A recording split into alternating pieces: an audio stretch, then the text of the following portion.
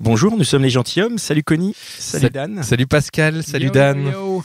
Et bienvenue dans ce nouvel épisode de notre podcast où tous les 15 jours nous interrogeons une nouvelle femme sur un sujet afin de questionner et peut-être comprendre un point précis des relations hommes-femmes.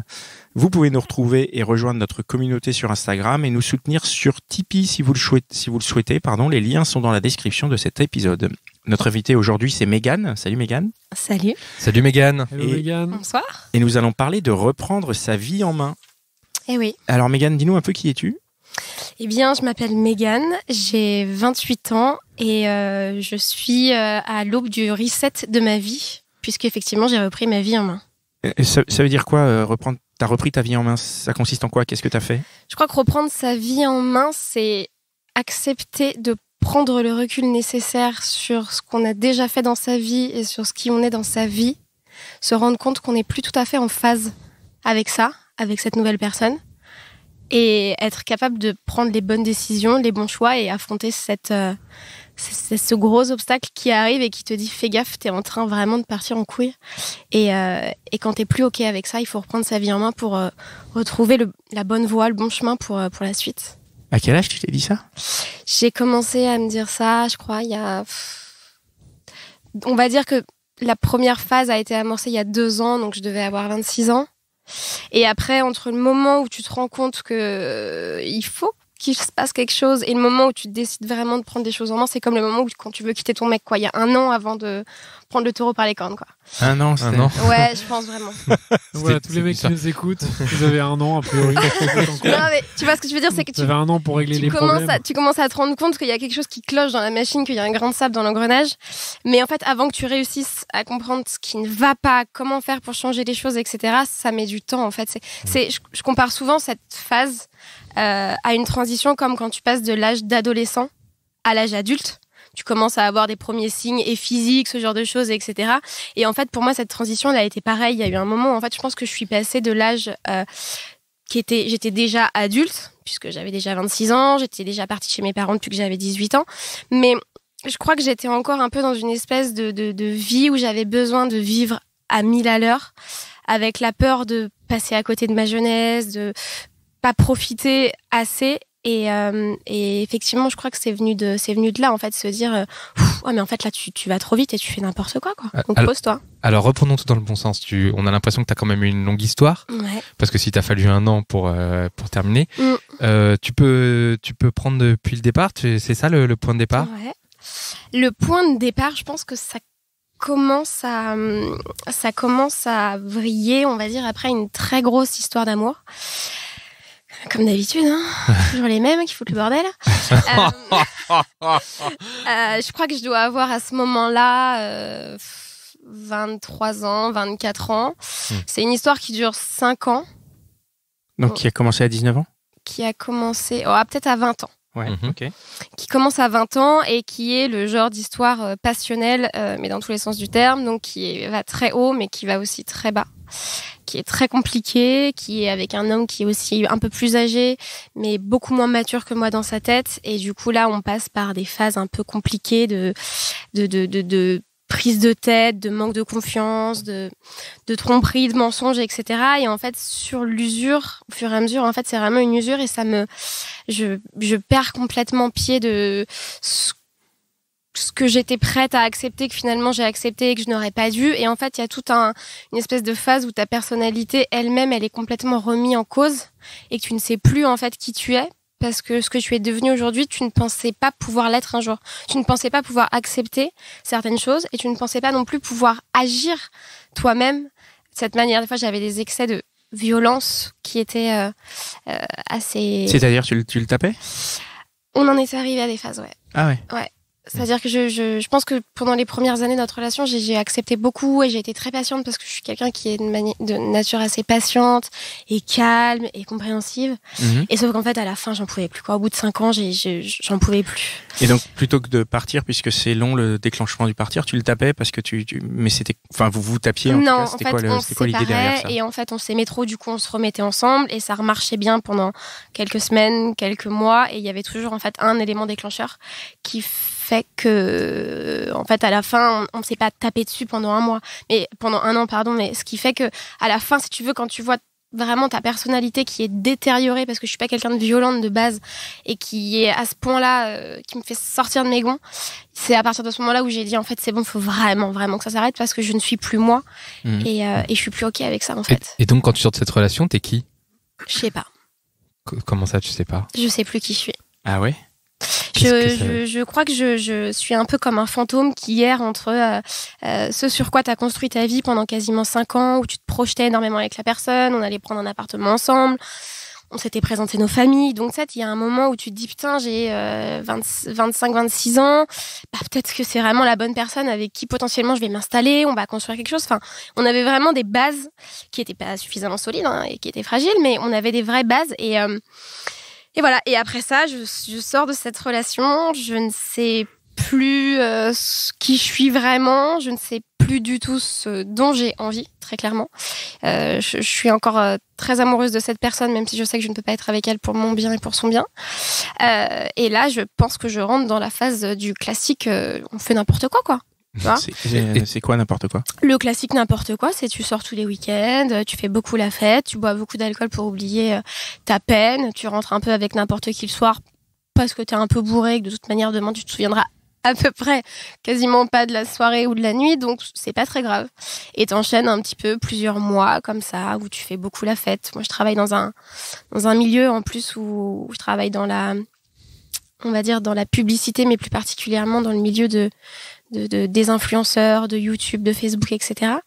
Donc, c'est un métier aussi où on fait beaucoup la fête la semaine. Et donc, en fait, progressivement, tu rentres dans une phase où tu sais plus trop qui t'es et tu commences à prendre de mauvaises habitudes qui t'emmènent sur des mauvaises voies, en fait, des mauvais chemins. Pourquoi c'est mauvais? Enfin, en quoi c'est mauvais? Je vois pas pourquoi il y aura un bon chemin et un mauvais chemin et pourquoi celui-là sera un mauvais chemin. Je pense que celui-ci est un mauvais chemin parce que c'est pas le choix que tu fais en état de cause, c'est le choix que tu fais par dépit en fait. Parce que je suis quelqu'un qui a quand même une grosse personnalité. Je suis pas quelqu'un qui suis fragile aux yeux des autres. Je suis toujours celle qui va être plutôt moteur dans un groupe, plutôt toujours justement celle qui va être rigolote, qui va être force de proposition. C'est la fêtarde, c'est celle qu'on appelle tout le temps quand on a un petit coup de mou, quand on sait pas quoi faire, etc. Tu vois, le petit bout en train du groupe. Et en fait, malheureusement, je me laisse un peu prendre dans ce cercle-là. Alors même si effectivement, je suis cette personne, je suis un bout en train, je suis celle qui fédère les groupes, etc. Et j'en suis très fière.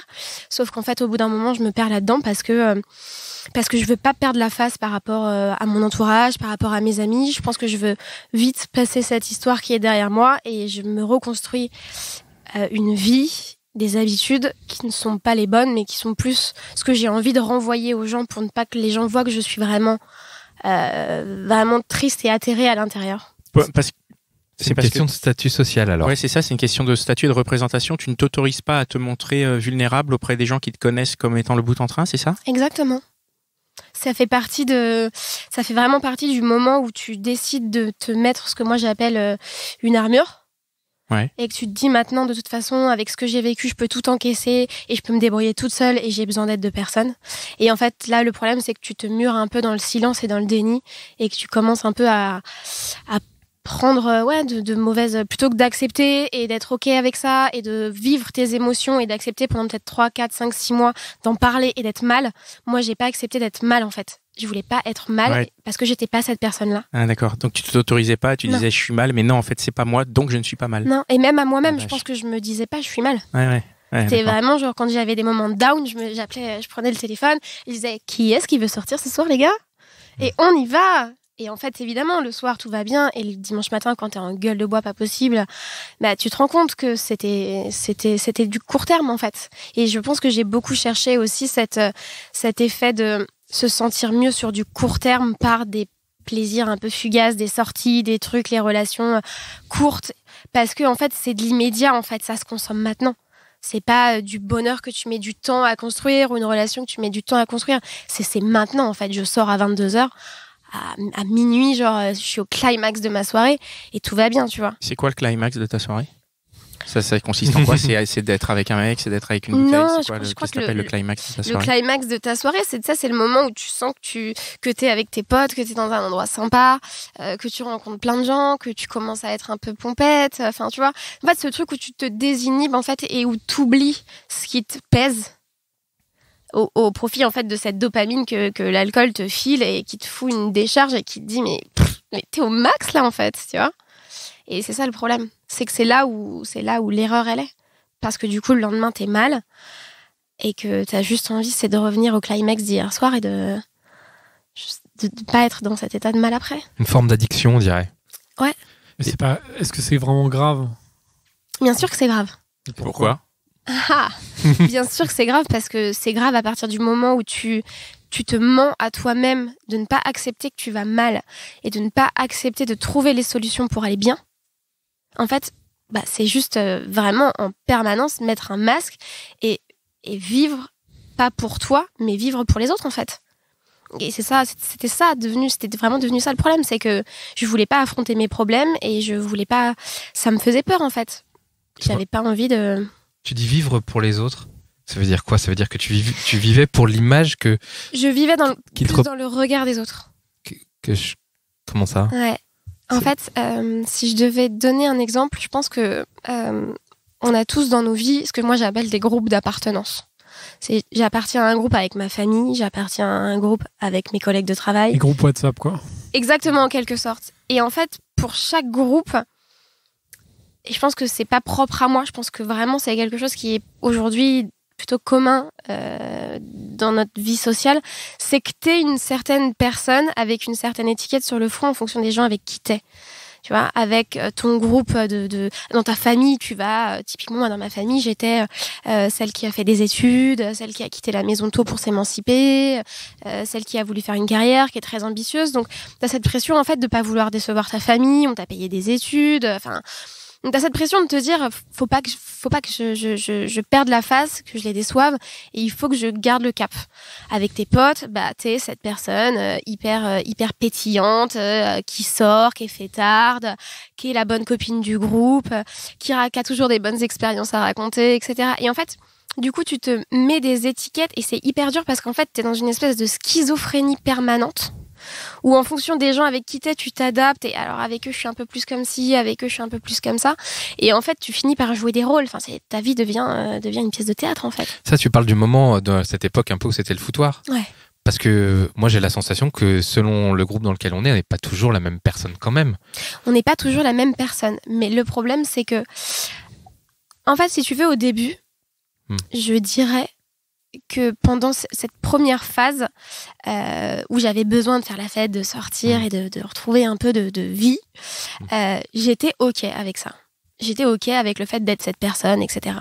Et en fait, au fur et à mesure des mois, c'est pour ça que je dis que cette transition, elle prend du temps.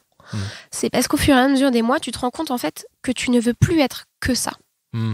Tu veux continuer à être la bonne copine, la fêtarde, celle qui a toujours des expériences incroyables de vie, qui rencontre du monde, qui est une passionnée.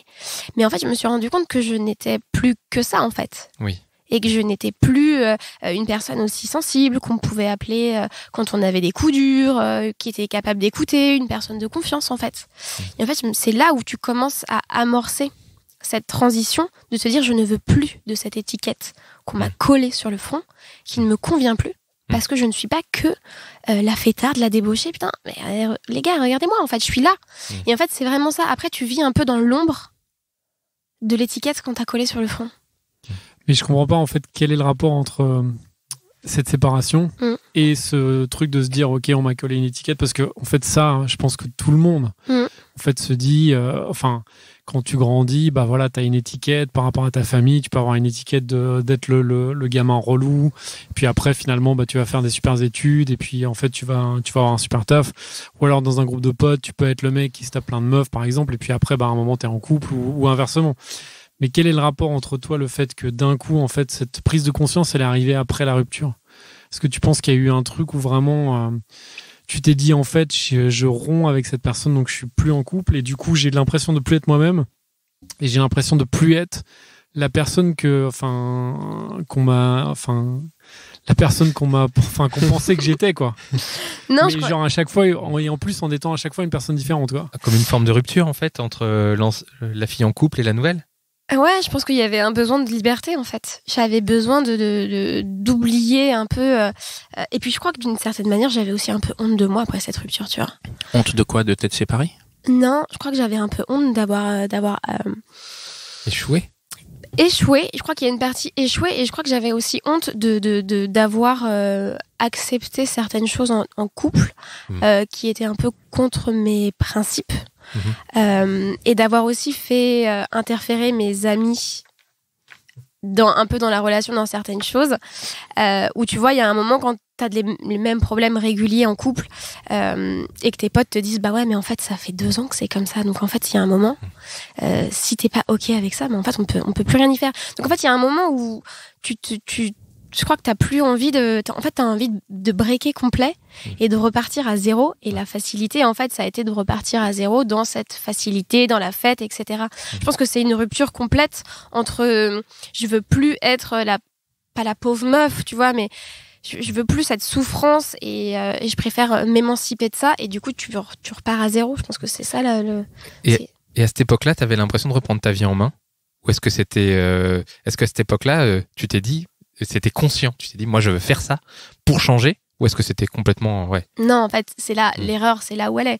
C'est que tu te laisses un peu porter par le flow, parce que on va dire que quasiment tout le monde, le premier truc que tu fais quand tu te fais quitter ou quand tu quittes ton mec, c'est que t'appelles tes potes et tu fais la teuf et tu te mets une tôle, tu vois. Et donc du coup tu suis un peu le flux comme ça, et puis ça dure 2 semaines, 3 semaines, 1 mois, 2 mois, 3 mois. Et puis après, ça devient une habitude. Et ça devient une mauvaise habitude. Et donc, à la fin de cette période, comment elle se termine, cette période? À la fin de cette période, elle se termine parce que les mois passent et je suis de moins en moins en phase avec ça, en fait. Je suis de moins en moins... en fait, je me rends compte que je sors beaucoup trop. Qu'est-ce que tu vas faire, alors? Tu vas prendre... Je commence en fait je commence à sentir qu'il faut que je fasse autre chose, et il faut que je trouve un moyen de me recentrer sur moi-même. J'adore les voyages, et en fait j'amorce un premier voyage seul de 2 semaines au Cambodge. J'ai beaucoup voyagé déjà en sac à dos, mais plutôt entre potes, et là il y a personne qui peut partir avec moi, et je me dis nique, je pars toute seule. Et je me dis on verra comment ça se passe 2 semaines. Et en fait, pendant 2 semaines, donc je pars et je me sens bien, en fait. Je rencontre énormément de gens et je découvre en fait ce que c'est de rencontrer des gens avec qui tu peux être qui tu veux et renvoyer l'image de qui tu es vraiment, parce que ces gens n'ont pas ton background et ces gens ne savent pas qui t'es. Et je fais plein de rencontres et ça se passe merveilleusement bien pendant 2 semaines. Je rentre et je me dis putain, mais c'était génial, en fait. J'étais au Cambodge, j'étais dans des temples, donc tu sais, t'as un côté aussi très spirituel où tu te poses, etc. Tu réfléchis, et puis t'es seule, donc t'as du temps parfois quand tu tapes 12 heures de bus toute seule à regarder le paysage, t'as le temps de penser un peu à tout ça, tu vois. Et en fait, c'est là, je pense que l'amorce vraiment, ça commence dans ma tête, et je me dis mais en fait c'est ça. Faut que je recommence à zéro, en fait. Du coup, je reviens en France et je me dis il faut qu'il se passe un truc. Et en fait, le problème, c'est que quand j'arrive en France, je suis tellement embourbée dans mes mauvaises habitudes, avec les sorties, les copains, les abus, les trucs, que j'y arrive pas. Parce que j'ai cette pression sociale aussi, qui fait que quand tu vas en soirée, tu dis non mais ce soir je rentre tôt, et on te dit allez encore un verre, et tu dis non vraiment je rentre tôt, et en fait là la personne arrive avec une tournée de shots, et en fait ça dégénère, et en fait on le sait. Il suffit d'une tournée de shots finalement pour que tu vois, la soirée dure jusqu'à l'aube, quoi. C'est ça, et en fait la pression elle est là, c'est que quand t'arrêtes de boire, mais ça c'est toi qui te mets la pression quand même. Non, je pense sincèrement, et j'ai fait on en parlera après, mais il y a une vraie pression, en fait, on s'en rend compte après. Je vous termine. Ouais, vas-y. Je vous termine un peu. Donc, je décide, après ce voyage, de commencer cette transition. Je sens qu'en fait, ici, j'y arrive pas parce que j'ai des mauvaises habitudes. Et que les gens, en fait, ne m'aident pas à changer. On me laisse cette étiquette, et quand j'essaie de m'en émanciper, on me la laisse. Et en fait, je commence à mûrir une décision dans mon esprit qui est, je vais me barrer. Mais je vais vraiment me barrer. Et je vais partir je sais pas combien de temps. Et je vais prendre un billet d'avion et je vais partir toute seule. Et en fait, je décide de quitter mon boulot. J'en ai marre, ça fait 4 ans que je suis dans la même boîte, j'ai envie d'autre chose. C'est le moment, tout est aligné, je trouve une sous-loc pour mon appart, je prends un billet d'avion et je pars pour un aller simple au Laos. Wow. Voilà. Et là, je me dis, dans mon esprit, je pars pour 2-3 mois, mais je me mets pas de date de retour. Je me dis, si j'ai envie de rentrer au bout de 2 mois, je prendrai un billet. Et si j'ai envie de rester 4-5 mois, en fait, je prendrai le billet quand j'ai envie. Et en fait, là-bas, je décide finalement de rester quasiment 4 mois et demi, puisque je vais faire quasiment 1 mois un pays. Et en fait, je me redécouvre. Je découvre en fait cette liberté d'être qui tu es, d'être qui tu veux. Et en fait, je prends là-bas le temps de construire ce que j'appelle mon nouveau moi. C'est-à-dire qu'en fait, j'apprends à me poser, à regarder en arrière et à me dire ça. Genre, c'est un peu compliqué. J'ai pas d'exemple précis à vous donner, mais en fait, tu prends du recul sur ton comportement, sur ta manière d'agir, sur ta manière de penser, sur tes mauvaises habitudes, etc. Et en fait, étant donné que t'es loin de tout le monde, t'as pas tes piliers, t'as pas tes potes, et en fait, tu te reconstruis une vie, une routine. Parce que c'est surtout ça aussi, il faut se reconstruire une routine loin de tout le monde, ou loin de tes habitudes. Et en fait, tu reconstruis ta personnalité, et c'est ce que j'appelle faire un reset total, en fait.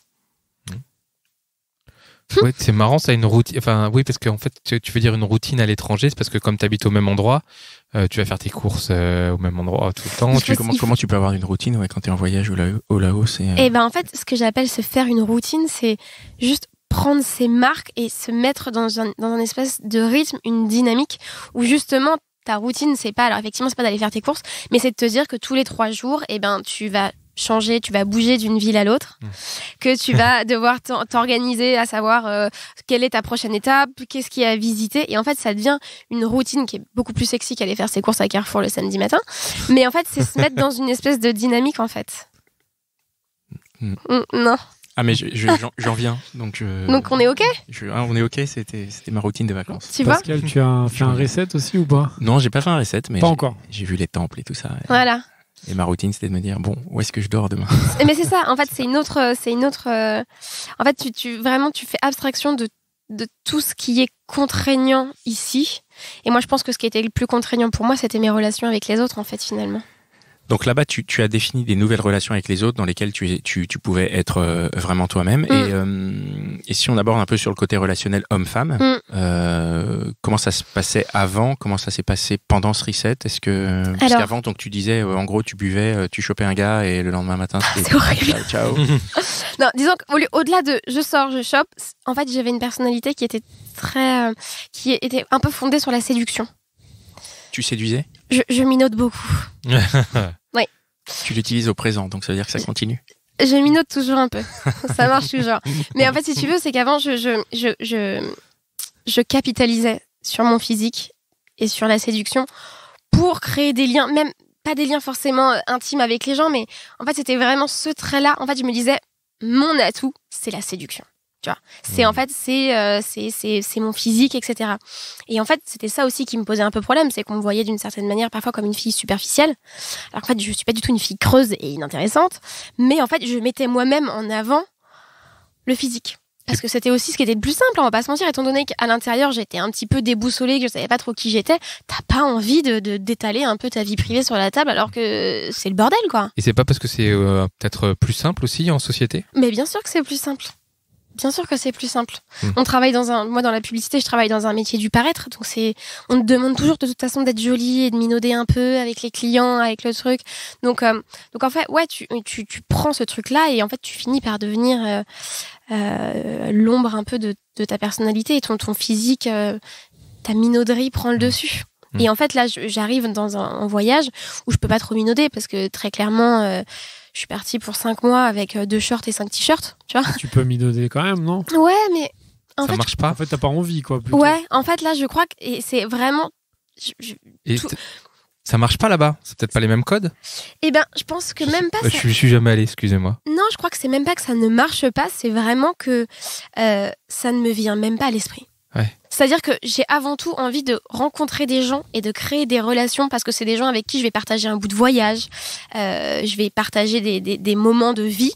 Et en fait, je suis plus à me créer un cercle social de potes, comme si je voulais me refonder une famille, mon cercle tu vois, genre proche, sur qui je peux compter en voyage, plutôt qu'être dans la séduction et avoir une relation éphémère, en fait.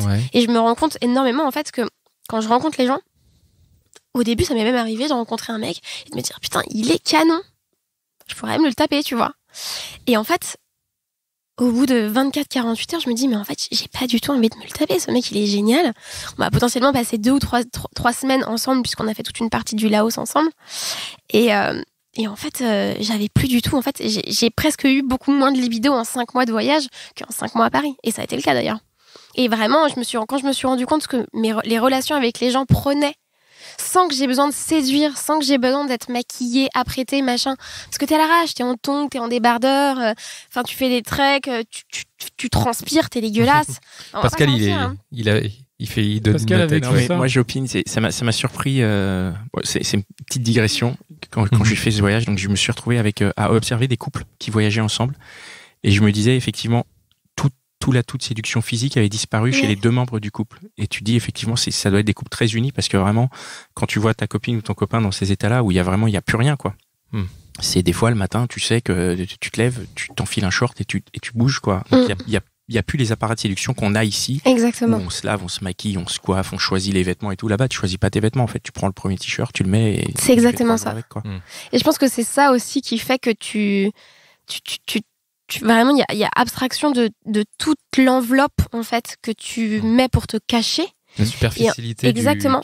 Et en fait, c'est une mise à nu. Pour moi, c'est vraiment une mise à nu dans le sens où t'as plus rien pour te cacher. Et en fait, au fur et à mesure, même si tu veux, t'es encore un peu dans ce rôle de celle que j'étais quand j'étais à Paris. En fait, au fur et à mesure, c'est comme tout. Au début, tu continues un peu à te maquiller parce que c'est dur aussi, tu vois, quand t'es une nana, etc. Et en fait, au bout de 2-3 semaines, le maquillage t'oublie. Donc quand tu reviens en France, ça change quoi alors? Par exemple, tu te maquilles moins? Bah oui, quand tu reviens après ces 5 mois là. Qu'est-ce qui se passe? C'est la dépression. C'est vrai. Non mais c'est la vérité. Voyage. C'est la vérité, ouais, bien sûr. C'est la vérité parce que quand tu reviens, en fait, tu sais. En fait, ce qui est très dur, c'est que tu dois faire fitter ton cadre de vie d'avant avec ta nouvelle personnalité. C'est-à-dire que tu reviens dans ton appartement, dans ta routine parisienne, avec tes potes, alors que tu penses toujours que t'es une teufeuse, c'est ça? Je crois. Tes potes, qui pensent toujours que t'es genre la meuf. Exactement. Et là, en fait, c'est hyper dur. Et ça, comment t'arrives à le confronter, en fait? Eh bien, c'est. Au bout d'un moment, en fait, t'es obligé t'arrivais pas à le confronter avant, en gros. Tu l'as un peu fui, dans un sens. Ouais, tout à fait. En fait, je pense que j'ai réussi à faire accepter ça aux gens de manière tout à fait naturelle, on va dire, parce que j'ai eu le temps pendant les 5 mois de faire ce travail sur moi, de trouver qui je voulais être. Alors toujours une fêtarde dans l'âme, bien sûr, mais plus calme et plus posée, et qui sait où elle va dans sa vie, qui a goûté à la liberté et qui est aujourd'hui capable d'affirmer ce qu'elle veut être. Et aujourd'hui, je n'ai plus peur de vivre dans le regard des gens, etc. Aujourd'hui, je suis capable de dire, en fait, non, en fait, aujourd'hui, je n'ai pas envie de boire, je n'ai pas envie de sortir, ou je n'ai pas envie de faire ceci, ou je n'ai pas envie de faire cela. Et c'est pas grave, en fait, ça te fait chier. Et beaucoup de mes potes que je retrouvais quand je suis rentrée de voyage et que j'avais pas envie de boire, parce qu'à la limite, je buvais une pinte et j'étais bourrée, parce que j'avais plus l'habitude de boire, et on me disait, putain, mais t'es chiante, il est 22h, t'as déjà arrêté de boire. Et niquez-vous, les gars, quoi. Tu vois? Et la pression, elle vient de là, en fait. Et ça, tu pouvais pas le dire avant? Non, j'y arrivais pas. T'y arrivais pas? Non. C'est culturel, c'est quoi? C'est lié à ton... Qu'est-ce qui... Parce qu'il y a des gens qui arrivent à dire non au shot.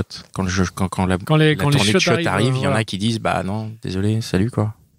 Mais toi, t'y arrivais pas? Non. C'est pas un jugement. Hein, non. Mais moi, je n'y arrivais pas parce que je pense que t'as une certaine pression. Ouais. Vraiment. La pression du collectif qui t'incite à avoir le comportement qu'ont tous les membres du groupe. Exactement. Et en revenant, cette pression, elle était partie et t'arrivais à dire ok, je bois plus de shot, et du coup ça a changé ton rapport avec ces groupes. Tu les vois moins, tu les vois plus, tu les vois de manière plus qualitative. Comment c'est En fait, je pense que au début ils ont été choqués, surtout venant de ma part, genre. Ah oui. T'avais vraiment une image. Une belle étiquette. Hein. Mais qui est pas ça, tu vois, genre qu'est-ce En fait, tu nous as pas dit, mais c'est toi qui arrivais avec le plateau de shot. Souvent. Souvent. Ça, c'était celle qui disait. En vrai, c'était un peu ça. C'était genre, on y va. Non, on reprend un dernier verre. Tu vois, la buseuse. C'était un peu moi. Et en fait, j'ai perdu le fil. Qu'est-ce que j'allais dire? Tu me disais la pression sociale. Oui, tu disais, oui, on parlait du retour. Qu'est-ce que t'es devenu dans ce groupe? Comment les groupes a réagi? Ouais. Et ben en fait, c'est super difficile à déterminer, je dirais, parce que en fait, il y a juste un juste milieu. En fait, j'ai poussé le curseur, je l'ai juste fait redescendre en fait. Donc, aux yeux de mes potes et aux yeux des gens qui m'entourent, je pense qu'il y a toujours cet esprit fêtard et la bonne pote, celle qu'on adore, etc. Mais ils voient aussi que dans mes relations, et que ce soit au travail et dans mes relations humaines avec les gens, j'ai plus du tout la même manière de voir les choses. Je suis plus calme, je suis moins dans le j'avance et je réfléchis après. Et en fait, je crois que les choses se font petit à petit, pas que sur les sorties, mais elles se font sur plein de choses. Quand tu prends un peu de temps avec les gens et que tu dis, tu racontes un peu comment que s'est passé ton voyage, etc. Et en fait, c'est progressif. Et c'est là, en fait, où ça avait été dur avant. C'est que moi, j'aurais voulu que ça change tout de suite. Et en fait, là, maintenant, j'étais suffisamment armée grâce au temps que j'avais pris en voyage et à la confiance que j'avais réussi à me donner, la confiance que j'avais en moi-même. Et en fait, tu grappilles des petits bouts de centimètres un petit peu à chaque fois. Et en fait, au bout de 1 mois ou 2 mois que je suis rentrée, genre les gens m'ont dit mais c'est incroyable le travail que tu as fait sur toi. Et voilà. On fait un peu le lien avec la relation que tu as eue à l'époque. Est-ce que justement tu penses que tu as perdu de la confiance à l'époque dans ta relation? Justement, après la relation, tu n'avais plus confiance en toi, donc tu sortais, donc tu faisais n'importe quoi, selon ce que tu nous as raconté. Et tu as eu besoin de temps et de ce voyage, donc de prendre du recul à la fois physiquement et en termes de temps, pour retrouver cette confiance que tu avais perdue peut-être à cause de la relation qui était dure, quoi. C'est fort probable. Je pense que j'avais perdu beaucoup de confiance et de manière générale dans le sexe opposé, mais aussi en moi, parce que c'est vrai, comme je disais, j'ai accepté de changer pour quelqu'un et j'ai un peu revu mes principes à la baisse, etc. Et en fait, du coup, je savais plus trop. Ouais, il y avait une vraie perte de confiance et je savais plus trop qui j'étais, quoi. Et comment t'abordes les relations aujourd'hui? Justement, de façon, en tant que femme nouvelle. Alors, qui a repris confiance. Ouais. Eh ben, je crois qu'aujourd'hui,